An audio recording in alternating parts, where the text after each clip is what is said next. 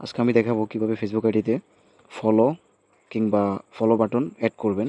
সেজন্য আপনি আপনার ফেসবুক অ্যাপটি ওপেন করবেন। ফেসবুক অ্যাপটি ওপেন করার পর থ্রি ডট মেনুতে ক্লিক করুন, তারপর নিচে স্ক্রল করুন।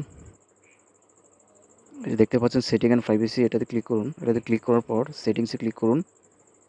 সেটিংসে ক্লিক করার পর নিচে স্ক্রল করুন, যে how people can find and contact you, এটাতে ক্লিক করুন। এটাতে ক্লিক করার পর এই যে উপরে দেওয়া আছে এভরিওয়ান, যদি এভরিওয়ান অপশন দেওয়া থাকে তাহলে আপনি ফ্রেন্ডস অফ ফ্রেন্ডস এটাতে ক্লিক করুন। তারপর ব্যাক করুন।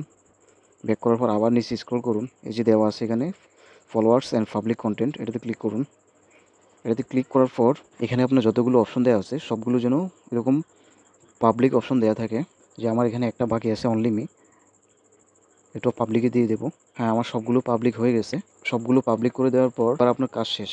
সো এখান থেকে আপনার ফেসবুক আইডিতে ফলো কিংবা ফলো বাটন অপশনটি অ্যাড হয়ে গেছে।